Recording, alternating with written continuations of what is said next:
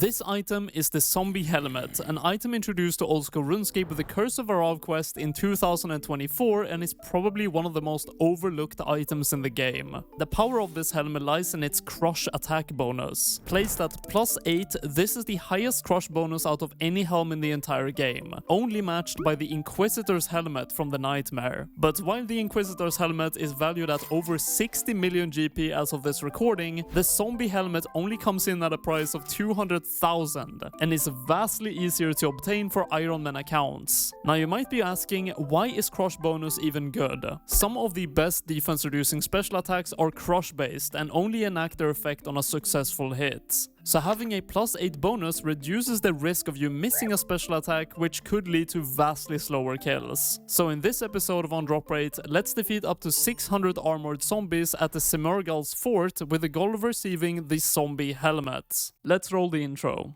On Drop Rate is a series where I can only receive an item within its wiki-stated rate, but with a twist. If I receive the item before or on its rate, I get to keep everything earned during the episode, including the desired item. However, if I do not end up getting it, I have to forfeit all the loot earned to you guys, the viewers. Let's introduce today's challenge. Now our first course of action is going to have to be to actually complete the Curse of Arav quest. I have not done that yet, but we have all the requirements ready to go, so let's get it done. I do have to say, I really love the area where you start this quest. It's like an oasis in the desert. And I don't think, as far as I know, there is another area that looks like this, so really cool design. And staying on the same topic, this area looks amazing as well. It's like we're Indiana Jones exploring the desert's mysteries. And the first boss of the quest, it only has one mechanic. When it shakes the screen, you have to walk back a bit to avoid some damage, and that is about it. And it has been defeated. The zombies we're going to be hunting in this video is not to be confused with the zombies in this cave right here, unlocked after the quest Defender of Varrock. These ones only drop the broken zombie axe, which I actually did an on drop rate for already. We are going to be killing some other zombies with a different loot table. Oh my god, they have a gobo from Croc in a cage. That has to be a reference, right? If you know what I'm talking about, let me know in the comment section. And there he is, the final boss of the quest, Arav himself. Not a very difficult boss fight, just have to kill some minions that leave venom on the ground and then walk through the boss when he throws an axe at you. And that should be it. Let's see the experience drops coming in here. I haven't checked the rewards yet. 40k mining, 40k thieving, and 40k agility. And of course, most importantly, access to Simurghal's forts. Now you might be wondering, why am I in Tithe Farm? Well, I have a very good reason for this, and I'll explain it in just a second. I don't think I've got a farming experience drop on this account in ages, but that is 75 farming achieved. The one and only time I actually train farming, I guess.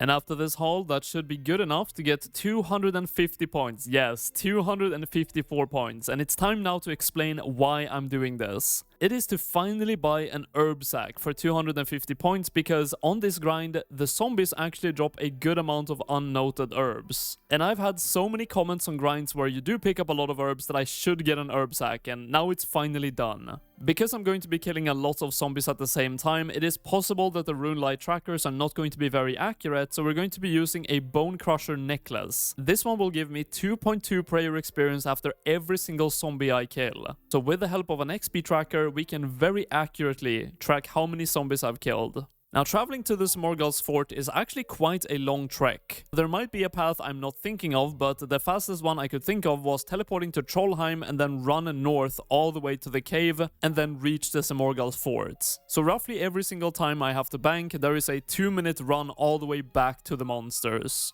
This is the gear setup we're going to be using for this grind, and I am using a Venator bow with dragon arrows to cleave down the zombies. This is actually not the best setup you can have here. The most efficient one is to use a blood barrage with magic gear. Now, blood barrage is a lot more expensive to use, and it has a way higher chance of making your tracker inaccurate because you kill so many zombies at the same time.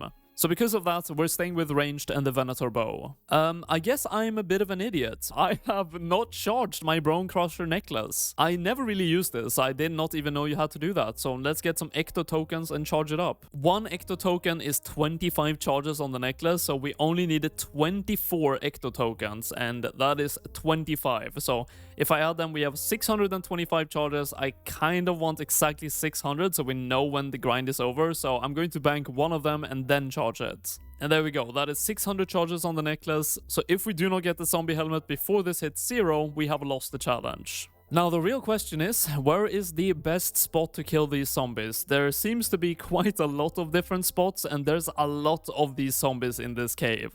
This seems to be a pretty solid spot with a good amount of them. Hopefully they do spawn very quickly, and by the way, of course, we do still have the Monster Monitor plugin tracker of 600 armored zombies, which I hope is going to be accurate, but because it's a fairly new plugin, it might be unreliable. But yeah, there we go, 1 kill already, it seems to be working. And my Bone Crusher necklace is also working, with 4 experience now gained. Every kill is 2.2 prayer experience. Imagine if your gaming experience was as slow as these zombies walk, and awful to look at as well. Well, luckily with today's partnership with Apex Gaming PCs, that can easily be avoided. Today we're highlighting the Apex Bronze, an affordable build with a great potential for upgrade in the future. And a step up from that, we have the Apex Streamer being a solid PC able to run most current popular games at 300 FPS or more. And finally, the Apex Streamer Plus is everything previous and beyond for a future-proofed experience. In this economy, it can be hard to pay for a PC upfront, which is why Apex offers financing options for as low as $43 a month. So go ahead and use my link in the description or pinned comment, and make sure to use code ALONE10 at checkout for 10% off all Apex Gaming PCs. Thanks to Apex for partnering up with us today. Let's get back to the video. And again, this is why the herb sack is so useful here. Already we have a grimy guam, and if I pick that up, it puts it automatically into the herb sack. You can have up to 30 of each herb in this sack, so I'm probably never going to have to bank because I have too many herbs on me. I guess I have to bring food in the future, because I only thought there would be melee zombies. Don't ask me why I didn't think there would be ranged ones, but apparently they actually hit quite a lot of damage, so maybe in the next trip I'll actually bring some anglerfish as well. I already know I'll get questions about this, so I'll just answer it right now. What are the untradeable drops zombie bone you're getting in your chat log? Well, it's actually because I've started the quest Rag and Bone Man 2 and never completed it. The quest is all about collecting special bones from a bunch of different creatures, and because of that I just get these spammed in my chat. You know, I haven't really trusted the Monster Monitor plugin fully yet, but it seems to be the most accurate. I've done exactly 30 kills according to my necklace, and that is what the tracker says. But my loot tracker on RuneLite says differently, so RuneLite loot tracker beat my Monster Monitor. 48 KC in, we have the first hard clue skull of the grind, and I actually don't know how rare these are. There's not a lot of people who go here to actually kill these zombies, so the wiki has not had enough info to really know the drop rate yet. Why did I get 3 prayer experience for that? Oh, my necklace works even if it's in my inventory because it's combined with a Bone Crusher. Oh, I guess that is that method out of the window then. Prayer experience is not reliable anymore. But luckily the Monster Monitor is super accurate, it seems, so we actually don't need it, I guess. I did mention that these are not the same zombies as the ones after Defender of Varrock, which I already did a non-drop rate for, but that doesn't mean that these zombies does not also drop the Broken Zombie Axe, which is actually worth over 1 million GP right now. And both the Broken Zombie Helmet and the Axe is 1 in 600, so seeing any of them is 1 in 300. And this is one of the items as well, why we're bringing High Alchemy, Rune Mace. There is a couple of rune items you can get here. The Rune Mace not being the best one, but I'll take it. You know what?